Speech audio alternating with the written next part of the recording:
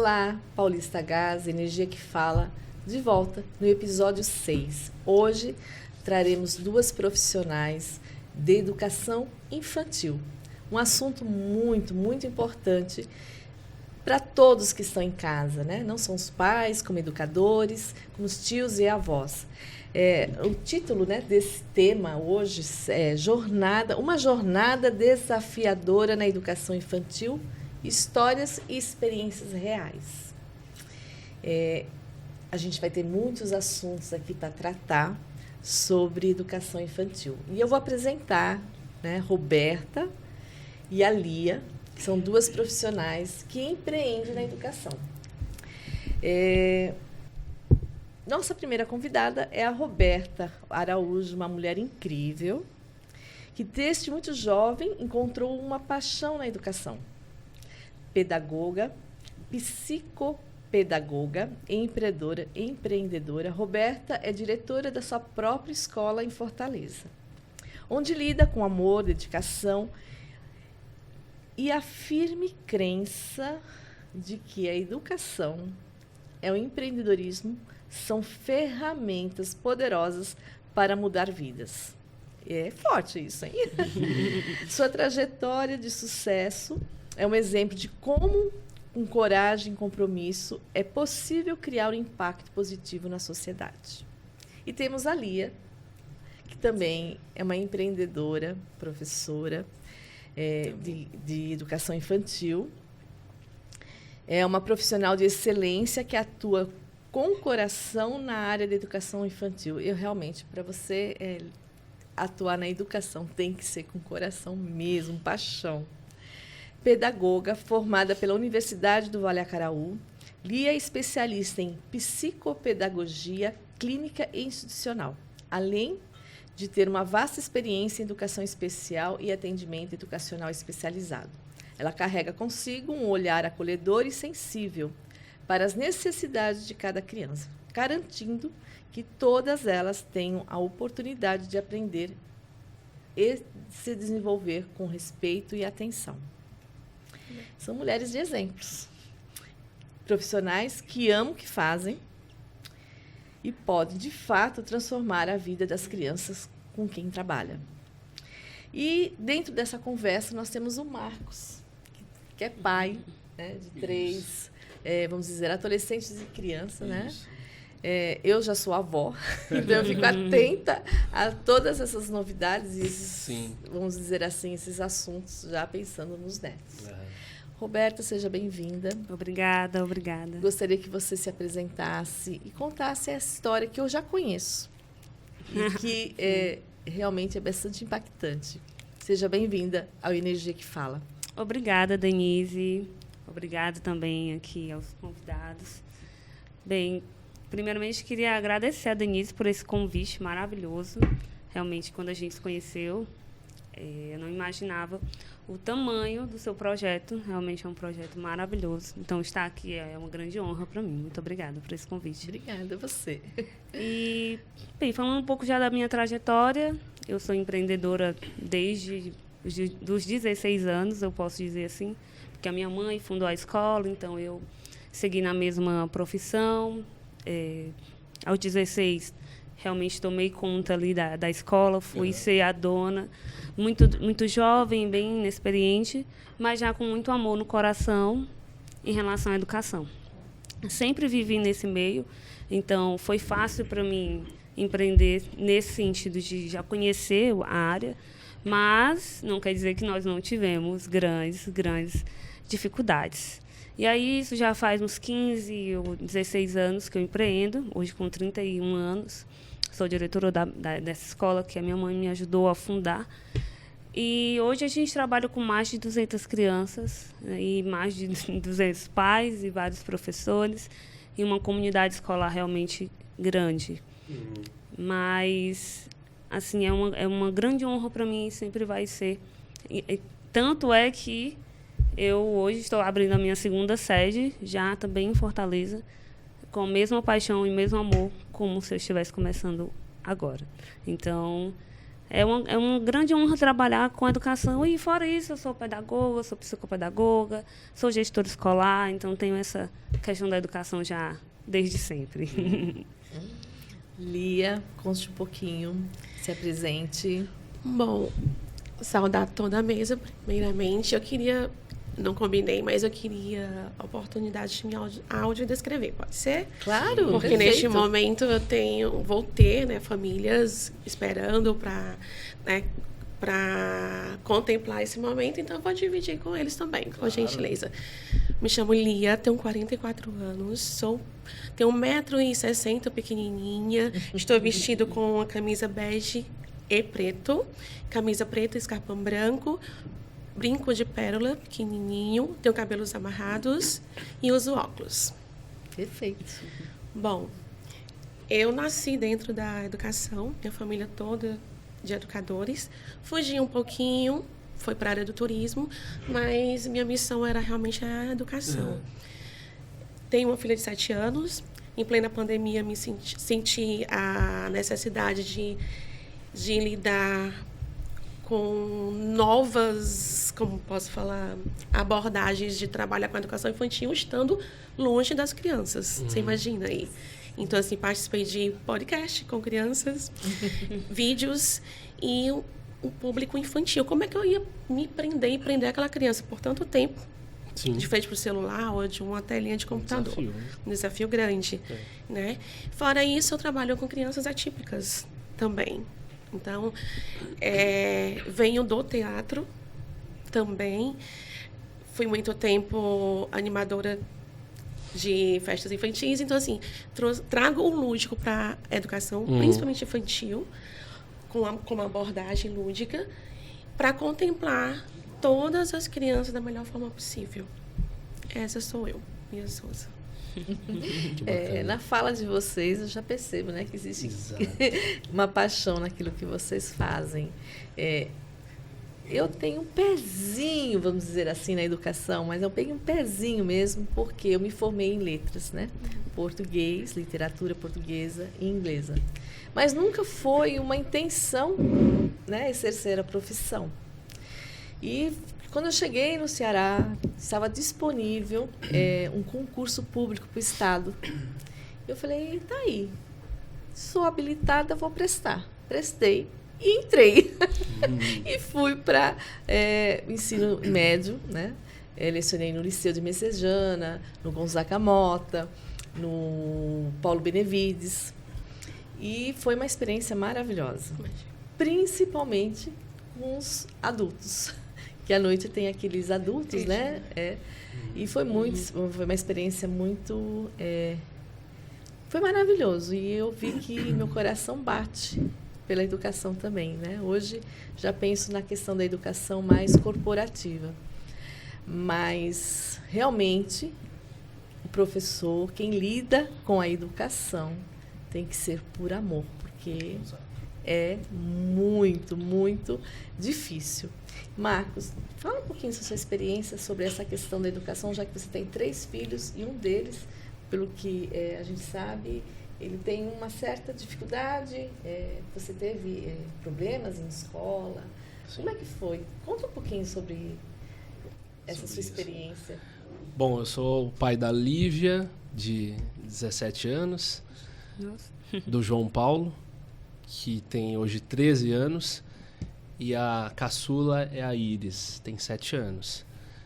O menino, que é o do meio, é o João Paulo, ele é especial, ele é autista, né?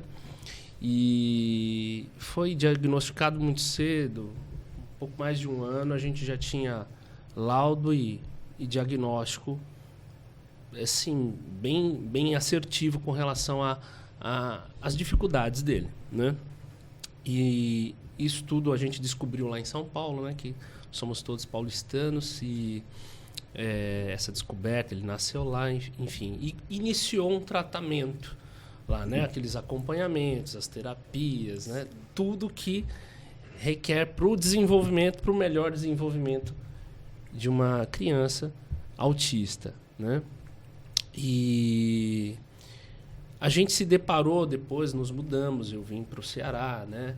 estou aqui há 8 anos com a família, com eles e tudo, e nós nos deparamos com essa questão problemática da educação e do entendimento com que é necessário para o desenvolvimento de pessoas autistas, né? Aqui no Ceará, a gente tem esse acompanhamento dele através da rede pública, que você citou, né? E ele tem essa parceria de escola, né, com o cuidador dele, né, ou com as pessoas que fazem as terapias, tá? Mas nem tudo é um mar de rosas, né?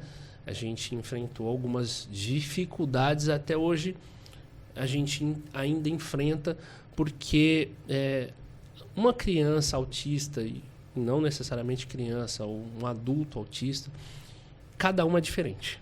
Né? Eles não são iguais, não existe uma receita pronta, um padrão. Não, eles são diferentes. Dentro do diagnóstico, mas são diferentes. Né? Exatamente. E assim, existe uma dificuldade muito grande para você encontrar profissionais, eu vejo hoje, né, nas escolas, principalmente públicas, que saibam lidar com essas situações. Né?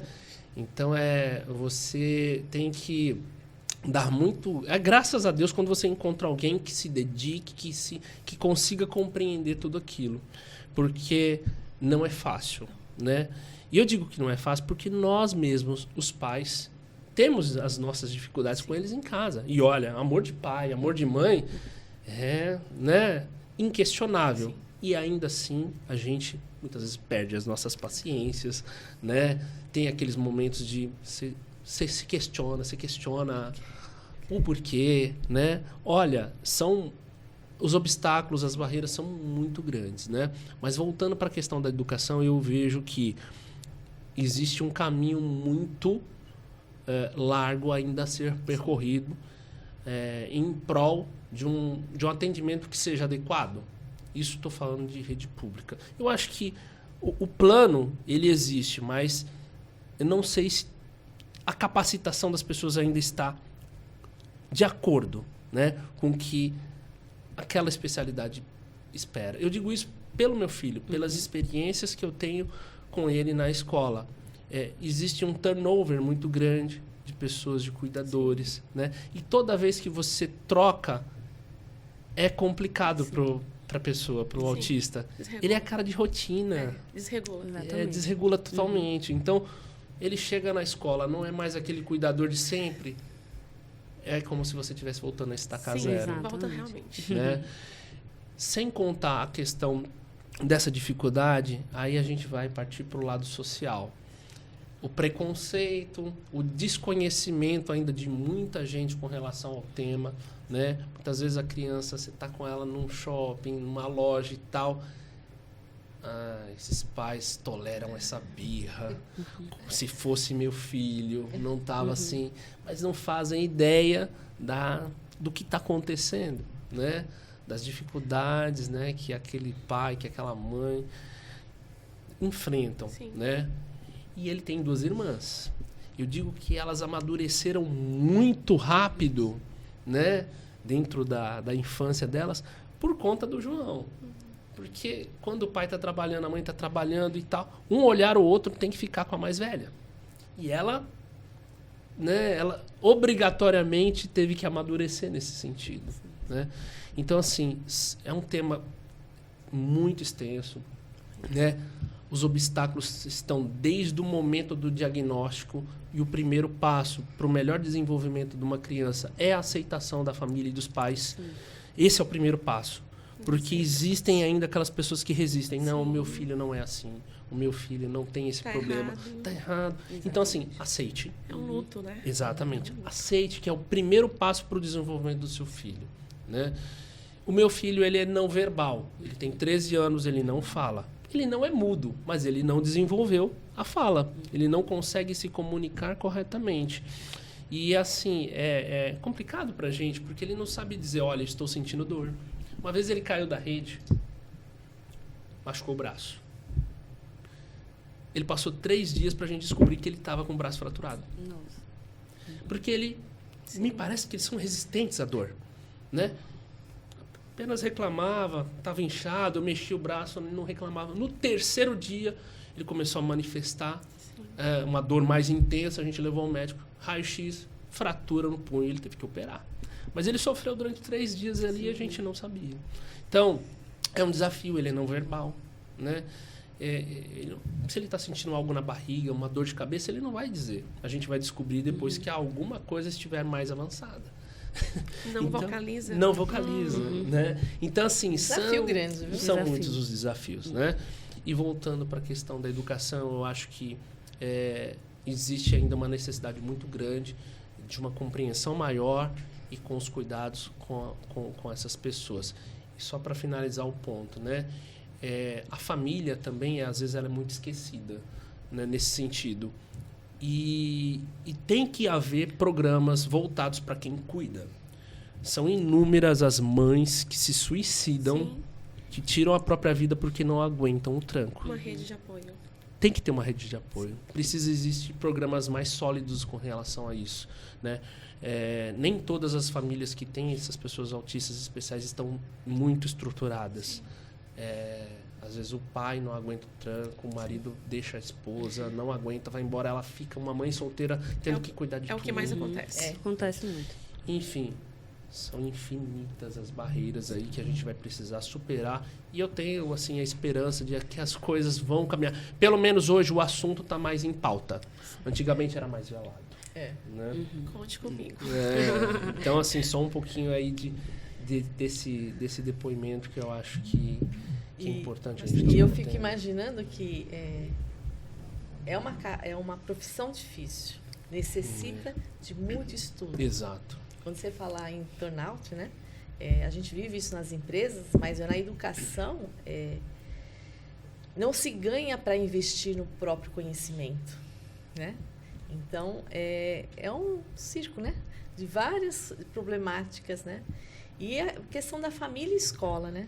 Escola-família. Exato. Até onde essa conexão com os dois é favorável e é prejudicial? Até onde os pais interferem dentro da escola, que é positivo ou não, né? Porque existem muitas variáveis aí, né?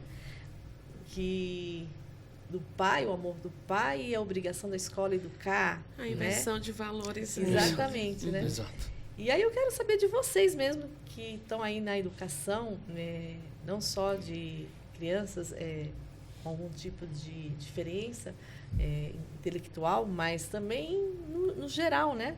Esse desafio mesmo, né? Com os profissionais que vocês contratam, com os cursos que estão aí disponíveis, como tratar o pai dessas crianças em relação à escola, porque eu vejo muita desinformação, né? E quando a escola assume um papel de informar os pais, né? Acho que talvez cria uma conexão maior. Diga aí, Roberta, fale um pouquinho sobre tudo isso. Bem, como você falou, a escola tem um papel fundamental. Principalmente porque muitas das vezes, e hoje isso acontece muito facilmente, quando a criança, o primeiro convívio dela com outras pessoas que não seja a família, acontece na escola. Então, o primeiro local que ela vê várias crianças diferentes, várias pessoas diferentes, né? Tem a professora, tem desde o porteiro até... Né, o pessoal da limpeza são pessoas que a criança nunca viu na vida. E adultas, né, também. E adultas. Então, muitas crianças hoje ficam muito mais em casa, ou com a babá, ou mesmo com as avós, e quando vão para o convívio da escola, é que elas têm aquele choque. E isso para os pais também é bem complicado, essa questão da adaptação dos pais em relação à escola, principalmente quando é ali 2, 3 aninhos, que é quando a criança está iniciando. E é também nessa fase da escola que se é muitas vezes identificado algum transtorno, alguma diferença ali com aquela criança. E aí que começa o X da questão. Que aí a escola tem, sim, um papel fundamental em chamar aquele pai, que muitas vezes ainda não percebeu ou não tem aquele conhecimento, ele nunca ouviu falar de autismo, não tem na família, nunca ouviu sobre isso. viu ali uma vez ou outra na internet alguma coisa, mas aí a escola tem esse papel que não é nada fácil. É verdade. E assim, hoje, quanto o lado da escola, né, quanto hoje como diretora pedagógica também, é preciso se ter uma empatia muito grande com esses pais e precisa ter ali uma calma e uma forma, digamos, uma forma não violenta de falar isso com a família. Um acolhimento bem... Isso, porque, sim, a gente tem aqueles pais que já chegam com a criança já com diagnóstico, e chegando, ó, meu filho é autista, e tá aqui, ele é assim, assim, assim, sabe tudo, e pesquisa, e é o especialista no filho. Isso, é o especialista do filho, é o pai. Mas também tem aquele pai que chega... Leigo, né? Leigo. Não, mas ele não é assim. Como assim? Em casa ele é... Não, em casa ele faz tudo. Em casa ele é assim. Mas na escola a criança já demonstra várias ali características. Então, realmente, essa questão de a escola chegar até a família para tratar sobre esse assunto ainda é, sim, muito delicado e ainda tabu, existe, né? sim, muito tabu. Lia, dessa percepção. Eu queria só voltar um pouquinho na fala do pai. Sim. Se eu não fizer isso, depois vão puxar minha orelha. Quando a gente retrata uma criança ou uma pessoa com alguma deficiência, né? A gente costumamos chamá-la de PCDs e não especial. Sim. Ótimo. Certo? É que o João Desculpa, é repete especial. o termo, porque... PCD. PCDs. Pessoa com deficiência. Isso. Sendo criança ou adolescente ou adulto. Isso. Quando a gente fala no termo especial, está muito deturpado, então pesa muito. Então não há nada pesado. Chamamos as nossas crianças de PCDs. Perfeito. A forma técnica. Desculpa, Lia, mas assim, engraçado como essa nomenclatura ela vem mudando ao longo dos anos. Já né? mudou, né? E a gente pode ver um certo avanço já nessa questão, porque a gente sabe que muda bastante, né? Essa questão, e de sempre a gente está se atualizando nisso. Quando eu solicitei para me fazer a audiodescrição, já pensando nas minhas crianças cegas também. Mas cegas. Cegas ou, né, com alguma deficiência visual, baixa visão, porque eu trabalho com todos os públicos. Sim. Então, assim, com certeza alguém vai estar lá depois nos vendo, ouvindo, e vão falar assim, olha, a tia Lia lembrou da gente. E é muito importante. A inclusão realmente. Claro. Sim, muito e assim, importante. é algo que eu prezo e eu visto a camisa em relação a que foi falado aqui. Vou puxar um pouquinho para o lado dos professores, vamos supor.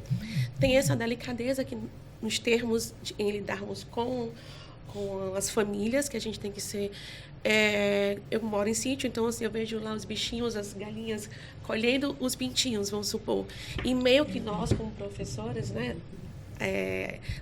na educação, a gente tem que acolher não só os pintinhos, mas como as famílias também. Muitas das vezes esquecemos que as crianças passam um bom tempo conosco, mas quando vai para casa, o necessário, o ideal seria que continuasse o tratamento. Exato. E isso não acontece. Exato. Então, fica meio que faltando algo. Então, eu trabalho os dois, contemplo os dois. E vou mais além, contemplo os três. Eu escuto em várias escolas as falas, o teu aluno de atendimento educacional especializado, né? Seja ele da educação infantil, porque nós temos no Eusébio, vou puxar a sardinha para o Eusébio, porque realmente eu não tenho o que falar da educação especial lá no município de Eusébio. Inclusive, recebemos públicos de outros estados, municípios, inclusive de Fortaleza, lá. Né? A educação especial nas escolas realmente acontece. Sim. Né? Eu digo porque fiz parte dessa equipe e continuo fazendo parte. E posso descrevê-la como essencial na vida dessas crianças. Vi coisas lindas acontecerem. E voltando para dentro da escola, os professores. Ouvi também, lastimavelmente, falas oriundas de professores que se atinham somente aos estudos dele, português, matemática, e diz assim, olha, teu aluno Não é o nosso aluno. Se o tio da portaria recebe ele, acolhe, a tia do lanche dá o lanche dele e o professor acolhe na sala de aula, ele é da escola toda. Sim. Nosso Né? aluno. Nosso aluno. Não é teu aluno. Não é teu aluno. Ah, mas você foi que se formou, se especializou para... Gente, professores que me escutem, pelo amor de Deus, estudem. Nós temos vários cursos. CRED 1 está aí, né, cursos de graça para alguns municípios, que eu participo também, né? No Eusébio, o próprio Eusébio, ele tem a formação continuada dos professores, todos os funcionários da rede pública, em saber lidar, seja ele da educação infantil até o Fundamental 2. Então, não tem essa questão, ele não é meu aluno. Ele é o aluno da escola, ele é aluno do município. Se ele está na instituição privada ou pública, ele está é o direito dele. E é isso. Então, estudem, não diz respeito só quem se especializou. A especialização está aí para ser contemplada por todos. Né? Então, as famílias... Eu tenho várias mãezinhas, pais, que têm especializações até mais do que eu. Então, a gente troca figurinhas e é isso. Um cooperando com o outro. A escola sozinha não dá conta, a família tem que engajar, os professores em si têm que estudar, porque tem que haver informação, senão não tem inclusão. Por exemplo, né, Lia, se falta o cuidador do João, Profissional de apoio. o profissional de apoio do João, Sim. se essa escola não está preparada, se os demais professores não têm essa percepção, esse entendimento, você concorda que eles vão ficar perdidos naquele dia? Né? No caso, você está me dizendo que o profissional faltou. Por exemplo, Certo. se a escola não está estruturada Sim. dessa maneira e se os outros professores não sabem lidar, o que vai acontecer? Ele vai voltar para casa. Vai ligar, pai, por favor, dá para buscar. Isso já aconteceu várias Comigo vezes. não, sabe por quê? Porque ali ia ter a gestão. Olha, com licença, eu estou sem um profissional de apoio, mas a Lia, durante esse momento, vai fechar a porta da sala dela e vai para a sala de aula com o teu filho. Mas é o seu trabalho? Na falta do profissional de apoio, eu, como atendimento à educação especializado que deve ter na escola, eu vou fazer o papel dele. Perfeito. Lia É faz. assim que tem que funcionar. Sim. Sim. Já vi até mais. Vi coordenadores fazendo isso. Vi quando eu estava em atendimento com outra criança e vou ter mais. Vi já gestor fazendo isso. Sim, porque tudo parte também de uma questão da empatia, Sim. de entender que aquela criança está lá e ela é nosso Tá vendo? aluno. Nossa. Exatamente. Então, assim, infelizmente, a grande maioria de instituições que eu tenho conhecimento não atuam dessa forma. Mas nós estamos falando de instituições, né? exatamente. Eu fico imaginando dos outros pais, Exatamente. né, que está dentro desse contexto, mas que o filho não tem as mesmas dificuldades. Como reagem? E aí vem a questão da empatia, né? Quando todos nós incluímos a empatia, olhando o outro, o que o outro sente, as dificuldades, eu consigo até ensinar o meu filho a sentir aquela dor. Eu, outro dia, estava ouvindo um podcast falando um pouco sobre educação, a questão das telas. E um rapaz lá que estava no podcast indicou um filme Pura Energia, que fala sobre empatia. Procurei esse filme incansavelmente e não achei. Netflix, todos os canais, tentei baixar o vídeo porque ele falava muito bem desse vídeo, Pura Energia, que é mais ou menos a história de uma criança que viveu com os avós, não tem nenhum pelo no corpo, que os avós morreram e ele teve que ir para a escola. E lá ele sofreu várias coisas e ele ensina a empatia. Né? Então, eu acho que é bem isso, né? Quando a gente fala em empatia, do professor em relação aos pais, dos pais em relação a outros pais com dificuldades diferentes, consegue se ensinar as crianças a ter empatia com o outro. E talvez até, vamos dizer assim, dar um pouco mais de suavidade às crianças na questão do bullying, né? Eu acho que eu vou mais além. Eu vou pegar a sua fala e vou distorcê-la. Pois positivamente. Vamos lá. Eu acho que a nossa pegada da educação infantil, né?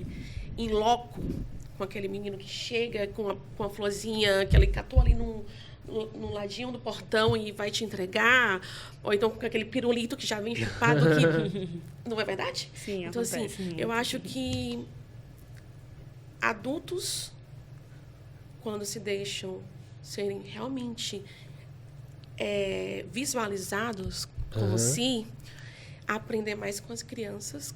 É mais fácil a gente aprender empatia com as nossas próprias crianças do que eles com a gente. Perfeito. Nossa, Isso. adorei É a isso sua mesmo. fala. Exatamente. Sinceramente. Exatamente. Porque quando chega, tia, hoje mais ainda, que somos chamados de tia, né? Quando chega aquele menino, por exemplo, desregulou uma criança com TEA, vamos supor, desregulou, ou então com TOD, né? Sim. Por algum motivo, um barulhinho, uma luz, ou pós-recreio, que acontece muito, e o outro já vem. Calma, eu tô Isso aqui, é viu? bacana. Eu tô aqui. Quer meu pirulito? Né? Eu tenho um brinquedo. Então, assim, e a gente fica assim, gente. E eu fico só de espectadora lá. Nem precisou que eu fosse lá intermediar alguma coisa. As próprias crianças. Então, gente, adultos, aprendamos mais com as crianças. Nós temos crianças aqui dentro de nós ainda, não temos? Sim. Porque crescemos e viramos adultos sérios. Mas as crianças Gente, estão ali, né? licença. Não deixe de ser criança. Tá? Eu ando com isso aqui porque, vez ou outra, vejo algum caso de algum autista, né? Desmodulando, desregulando, e eu faço isso aqui e começo. Posso? Pode, Pode, né? deve. Vamos lá. Ela deve saber muito bem o que é isso. Então, assim, eu começo... Não, a gente não toca, né? A gente pergunta, posso? Não. Então, pronto, aí eu começo. Porque eles gostam, acalma também. Isso. E logo, ou eu tô deitada no chão com eles, ou então tô correndo também junto com ele. E acaba, sabe? Coisas que poderiam durar 1 hora e 45, vamos supor. Essas crises, né? Você sabe muito bem, né? Eu também sei, sabemos. Sim. Um instante, acalma. E os pais ficam assim, me dá teu telefone. Calma, não é assim. Como é que você sabe lidar? Gente, se põe no lugar do outro. E é isso.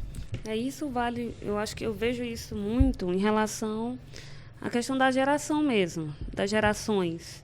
Porque, claro, o adulto hoje de 30, 40 anos, ele não tinha as crianças presentes em sala de aula, as crianças PDCs em sala de aula, não existia. Separados. E quando existia, elas tinham a escola própria delas, como a PAI, que trabalhou muito tempo nessa questão. A gente ainda tem, né? Separado.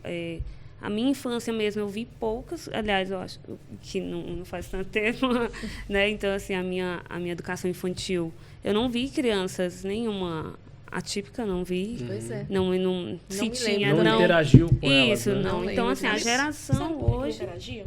Porque a maioria dessas crianças ficavam em casa. Isso. Exatamente. Elas eram escondidas, gente. Exatamente. Totalmente Ainda excluídas. Excluídas. Isso. A própria família, eu escuto muito, perdão, mas eu escuto muito, olha, os pais falando, moro em condomínio e minha irmã fez o aniversário do filho dela, tem a mesma idade que o meu, mas ela não chama o meu filho. Chama o do restante do condomínio, ele não é chamado. Então, assim, há 40 anos atrás. E hoje, continua. Isso, e aí só continuando, mais dentro do que você está falando. Realmente, as crianças hoje, elas têm mais empatia porque elas convivem mais. Exato. Elas têm mais experiências, coisas que os pais dela não tiveram. E uma coisa bem interessante que eu sempre pergunto quando aparece, né, um caso na escola, eu pergunto, mas tem alguém na sua família? Aí a pessoa, tem, minha tia, meu primo. Então, alguém da família, muitas gerações atrás, já passou por essas dificuldades, mas que naquele tempo era uma coisa velada, não se tinha o esclarecimento, o diagnóstico, né, que tem hoje. Eu tenho, só um minuto, eu tenho um exemplo em casa. O meu pai, eu tenho plena convicção que ele é TDAH. Mas hoje ele tem mais de 50 anos. mas ele não aprendeu a ler, ele não conseguiu terminar a escola. Então, assim, várias características que eu tenho essa visão hoje, porque eu estudei, porque eu convivo. Mas a minha avó jamais conseguiria perceber isso. Porque ela não... No interior, sei lá, 50 anos atrás, quem que ia saber disso? Então, por isso que hoje as crianças são mais empáticas, sim. E os pais ainda têm essas coisas ainda para evoluir bastante. Você tocou num assunto de crianças cegas. Me chama a atenção porque eu tive um tio que ficou cego aos 19 anos. E ele foi para estudar no Pátio Xícara, uma associação, uma instituição em São Paulo, só para cegos. O que eu quero dizer com essa pequena história que eu vou contar para vocês? Quando eu lembro da minha avó, dos meus avós, né? Nós convivemos por algum tempo juntos na mesma casa, por alguns problemas que a gente teve na infância. E eu lembro perfeitamente, a gente sempre foi uma família muito unida, que os meus avós passaram a vida fazendo com que o meu tio fosse independente, mesmo cego. Então, hoje, meus avós são falecidos, meu tio já com quase aí 80 anos, vive sozinho com a esposa, que também é cega, construiu a vida dele todinha sobre o trabalho dele, independente. Então, eu acho que quanto mais a gente tiver essa consciência da criança ser independente, dependente do seu problema, né, é formidável. Eu acompanhei a trajetória dos meus avós e vi o quanto eles lutaram. Tipo assim, quando eu me for, eu estou tranquila, né? Então, eu acho que quando você tocou nesse assunto da cegueira, e não falo só da cegueira, em todos os problemas, dificuldades de uma criança, realmente é importante que a gente trabalhe para que essa criança seja independente. Exato. Penso com toda razão. Eu tenho... meu pai tem 86 anos e há 40 anos ele descobriu uma diabetes. Hoje ele está praticamente cego, né? E algumas outras peculiaridades da questão das pessoas idosas, né? Questão de comidas, mas assim, não é fácil. É muito mais fácil lidar com uma criança que já nasceu cega ou que perdeu a visão na infância do que uma pessoa que a vida toda enxergou. E hoje, porque temos casos de depressão, muitos adolescentes em relação a isso. Sim. Mas eu vou só lembrar que na Aldesul, né, a Aldesul e CREAS, eu tive alguns colegas que eu conheci lá, alunos de lá, e a oportunidade de jogar futebol para cegos com eles, no Eusébio. E eu perguntei assim, vocês moram onde? Eu moro lá no Lagamar. E você veio para cá como? Eu atravessei a BR-116 e peguei um autopique. Alguém te ajudou? Não, eu escuto, olha a sensibilidade. E olha que é cego total. E a BR, total. Né? Eu sozinha não atravesso a BR. Não atravesso. Mas, assim, uma coisa assim, meu Deus. Sabe? Mas eu visto a roupa... Antes que eu não sabia combinar, e agora eu sei. Mas como você escolhe, né, combinando? Vai pela textura da roupa. Às vezes ele rasga ali, sabe que esse aqui combina com esse aqui, porque todas as vezes que chegou num local e disse, olha, esse aqui tá com azul e tá com outra cor que não combina, né? Ou então ele é torcedor do Ceará e vai com a roupa de Fortaleza, né? Então, assim, a gente que não é atípico, né? Nós temos tanto o que aprender com as nossas crianças, nossos PCDs, que vocês não têm ideia. Eu acredito. O livro de Eli, aquele filme, é sensacional. Você só né? descobre que o cara é cego no final. Para você ver. E assim são as nossas crianças. A gente está em 2024. Não tem essa deixa de... Eu não sei lidar com essa problemática, né? É contigo porque tu é especialista nisso, porque eu não estudei, não existe mais isso, não tem barreira.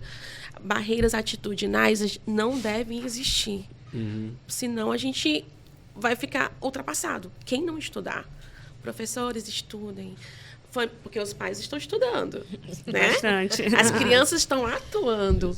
Então, não fiquem para trás. É isso que eu digo da educação. Perfeito. Roberta, você como empreendedora aí fazendo a segunda unidade, né?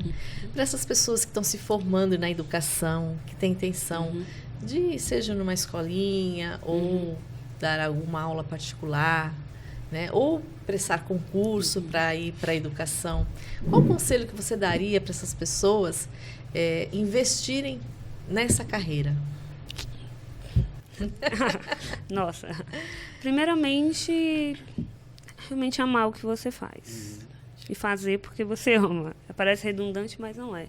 Porque é mesmo uma carreira de amor. Pois, acredito que todas as carreiras são, mas a educação você precisa, sim, ter empatia. E você só consegue ter empatia com o outro quando você ama aquele outro, né? Aquele ser. E a educação é muito isso. Então, eu já vi vários colegas meus que formaram, terminaram a faculdade, tudo comigo, mas foram para outras carreiras, porque é algo que vai além ali do currículo, além da prática, vai de dentro mesmo. Então, a questão do amor, parece que a gente só trabalha por amor, mas não. Sim, nós precisamos, sim, ser reconhecidos, sim, também financeiramente, ainda falta muito, a gente tem muito a caminhar. A educação ainda não é nem um pouco valorizada, apesar de já ter avançado bastante. Sim. E isso é no âmbito particular e no âmbito público também, eu acho que é de um modo geral. E a educação ainda falta muito a avançar. Mas, se você realmente tem paixão por educar outras pessoas, por deixar o seu legado, eu acredito que você deve, sim, seguir a carreira de educação, enfim, da professora, ou mesmo psicopedagoga, e toda essa área da educação que é apaixonante. Perfeito. Lia, o que você diria para os estudantes, para os estagiários, ou mesmo para os profissionais já formados que lidam principalmente com a educação infantil, né? Permitam-se. Se você quer aprender, nada melhor do que você iniciar com essa aprendizagem na base, que é de 0 a 5 anos, né? Sim. Que eles estão ali para aprender conosco, mas a gente, se dermos a oportunidade, a gente aprende muito mais com eles. É genuíno a aprendizagem que é passada para a gente. Há muito amor, é muita renúncia também do professor, né? Porque o professor vira médico, psicólogo, ator, né? Comentarista, dentista, né? Enfermeira, enfim. Cuide-se também. Não adianta você cuidar dos pequenininhos e não se cuidar. Exato. Porque a gente leva cada susto. Nossa, né? Todo dia todo dia diferente. Não é à toa que eu contemplo alguns cabelos brancos aqui, de algumas crianças, né? Mas, assim, gente, é amor. Amor à profissão realmente, de fato. Se você está na profissão e não sente essa entrega, o amor que você pode fazer é pular para outra profissão. Porque sim, quem quer seguir professor, ainda mais lidando com pequenas crianças, pequenos seres em construção, porque ali, aquela criança, ela vai ser construída e vai estar lá um pouquinho de você nela. É lindo quando eu encontro um ex-aluno meu, que eu peguei na educação infantil, que olha que eu tenho não tenho vergonha de falar, 44 anos, bem vividas, e eu digo assim... E ele diz, olha a minha professora. Mentira. Olha a tia Lia. Tia Lia. Ai, meu Deus, como tu tá grande. Ai, tu era gordinho, assim, bochichudo, coisa mais linda. Eu te abraçava tanto. Assim, eu lembro tudo isso. Que e legal. Hoje eu faço isso com os meus filhos. Então, assim, é um legado que vai além da educação, né? Que a gente, como professor, a gente passa para as nossas crianças. Amar em qualquer profissão. Ame o que você gosta. Se você não se encontrou na educação, então você não se encontrou na sua profissão certa. Exato. Então, não tenha vergonha de recomeçar. Exatamente. E ame o que você faça, seja a coisa mais simples, né, ou a mais complexa. Faça com muito amor. Perfeito. E Marcos, você como pai, né? Uhum. De 3 aí, vamos dizer, adolescentes, como é que o que você diria para os profissionais, né, que estão entrando nessa carreira de educação e para os pais também, né? Sim. Uma palavrinha aí. Eu acho que, assim, tudo isso se traduz no que os nobres colegas aqui comentaram. Amor, Sim. né? Tem que ter paixão, Sim. né? É empatia, acima de tudo, tá? E aí vai um recado especial, né? Não podia ser diferente, como pai de autista, né? Um recado para os pais, Sim. né? A importância de vocês reconhecerem, né? De absorverem, né? As dificuldades, né? De seus filhos, do seu filho especial, PCD, Sim. E tratá-lo junto com a escola. Ter esse trabalho de parceria. Mãos dadas, né? Não achar que aquela hora vai para a escola, a responsabilidade é do colégio e ele tem que voltar tranquilo. Não, é um trabalho em parceria. Então, primeiro, aceitação. Sim. Segundo, esse trabalho coletivo, mãos dadas com o colégio, né? E muito amor, né? Muito amor. Eu não sei se eu posso dizer felizmente ou infelizmente, você precisa reconhecer que a sua vida, ela é diferente a partir do momento que você tem alguém especial, Divergente. uma pessoa diferente na sua família. Então, não vai ser da forma como você esperava ou sonhava, mas Deus te deu esse presente para você cuidar com muito carinho e faça o seu melhor, porque o amor que você tem ali dentro, eu tenho certeza, você vai conseguir colocar o melhor para o seu filho. Não tenho dúvida. Né? Antes da gente terminar o programa, Lia, eu só queria que você falasse um pouquinho desses 3 livros que você trouxe para a gente encerrar. Eu iniciei minha carreira, vamos supor assim, lendo algumas obras, dentre elas Tânia de Queiroz, que é Educar uma lição de amor, que fala mais ou menos sobre como educar o filho, porque o filho não é só da escola, também tem pais e tem uma família lá, né? E eu também tenho filho, então, assim, é excelente, uma excelente leitura, deixar por último. Afetividade e autoestima da criança, porque nós temos que respeitar a autoestima da criança, sim, e através de quê? Da afetividade. Professor, aluno, os pais, filhos, netos, com as avós. Então, assim, tem que respeitar, sim. E, por último, não mais diferente, que é uma apaixonante, Rubem Alves. Peguei um que é Educação dos Sentidos e Mais. Crianças sentem. Então, assim, dê oportunidade, se permita sentir, converse com a criança, escuta o que a criança tem a falar. Aí você vai sentir, vai reconhecer realmente as necessidades dentro daquele ser tão pequeno, mas assim, tão precisado realmente de escuta. É isso aí, eu deixo essas 3 maravilhosas obras. Obrigada. Parabéns. Para finalizar, eu queria dizer para vocês que nos escutam, que trabalham na educação, ou que sejam pais, avós, tios, e que querem se familiarizar com todos esses assuntos. Hoje nós temos uma gama aí de meios totalmente acessíveis, através de um celular, um computador, podcast, cursos gratuitos pela internet. Estudem. E realmente pratiquem aquilo que vocês gostam de fazer, né? Que o resto é consequência. Exatamente. Né? As coisas acontecem.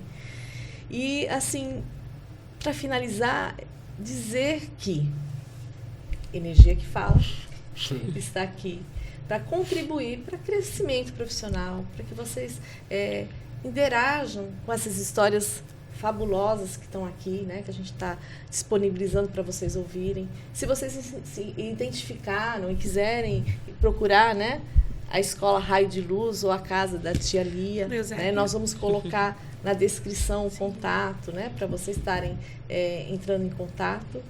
Com todo carinho. E que vocês realmente olhem para a criança com empatia e se permitam aprender com elas. Tá? Perfeito. Energia que fala. O microfone é meu, é seu, é nosso. Até o próximo episódio, episódio 7. 7. Obrigado. Obrigada, meninas.